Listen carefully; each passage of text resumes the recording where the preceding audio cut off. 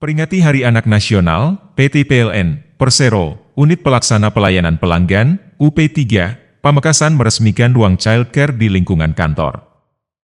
Quorum telah terpenuhi sesuai ketentuan pasal 116. Berdasarkan hasil rapat Badan Musyawarah yang dilaksanakan pada 5 Juni 2024, telah disepakati bersama bahwa pelaksanaan rapat paripurna DPRD Kabupaten Tulungagung tentang persetujuan bersama terhadap Ranperda tentang pertanggungjawaban pelaksanaan APBD tahun anggaran 2023 menjadi Perda, Ranperda Rencana Pembangunan Jangka Panjang Daerah tahun 2024-2045, penetapan Ranperda tentang fasilitasi penyelenggaraan pondok pesantren, dan Ranperda tentang Badan Usaha Milik Desa yang digelar di Ruang Graha Wicaksana Kantor DPRD Tulungagung pada Selasa 2 Juli siang.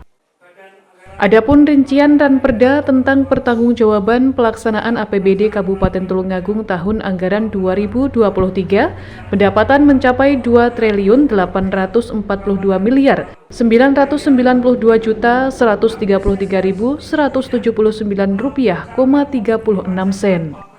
Sedangkan kebutuhan belanja pemerintah daerah Kabupaten Tulungagung pada tahun 2023 mencapai 2.916.154.778.174 rupiah,19 sen.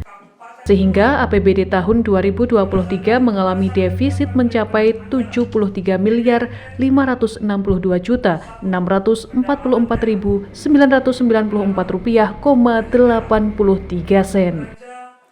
Pada tahun anggaran 2023, penerimaan pembiayaan Kabupaten Tulungagung mencapai 447.597.953.760 rupiah,37 sen. Pembiayaan neto sebesar 447.597.953.760 rupiah,37 sen. Silpa tahunan berkenaan sebesar 375.035.308.765 rupiah,54 sen. Alhamdulillah hari ini laporan pertanggungjawaban Kepala Daerah Tulungagung disetujui oleh Dewan. Kemudian ada Ranperda yang lain juga disetujui dan yang diteruskan ke Gubernur untuk dievaluasi. Yang nantinya akan kalau sudah selesai dari Gubernur ditetapkan sebagai Perda untuk Kabupaten Tulungagung antara lain pesantren, tentang pesantren, kemudian Badan Usaha Milik Desa. Ini adalah bagian penting dari kehidupan masyarakat di Tulungagung. Kalau BUMDes itu kan lembaga ekonomi yang di tingkat desa, yang fungsinya bagaimana menggerakkan ekonomi desa itu supaya lebih cepat bergerak dan memberikan kesejahteraan kepada masyarakat desa.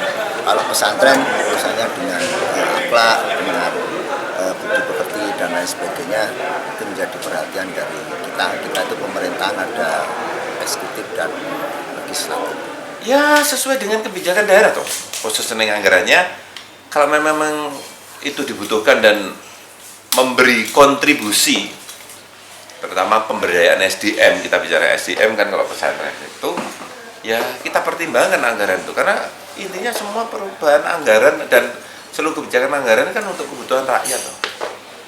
Selama itu contoh sekarang tren, ya lagi tren, beberapa keluarga itu kan suka menyekolahkan pendidikan dasar itu yang berbasis agama, rame-rame, sana muridnya banyak, sini akhirnya itu kan harus diapresiasi juga. Maka muncullah kita Perda Pondok Pesantren itu.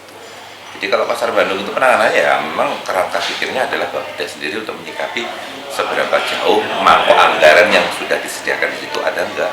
Kedua, masuk dalam skala prioritas enggak dalam proses penganggaran. Ketiga, teknik aplikasinya ketika mau dilaksanakan itu di sana sudah selesai komunikasi dengan antara sasaran yang mau dibangun dengan kesiapan anggaran. Hanya itu saja. Adapun catatan dan masukan dari fraksi Gerindra diantaranya anggaran di Dinas Pendidikan sebesar 36% yang sudah melebihi mandatory spending dari amanat undang-undang agar dimanfaatkan dengan baik untuk memberikan pelayanan pendidikan yang lebih baik.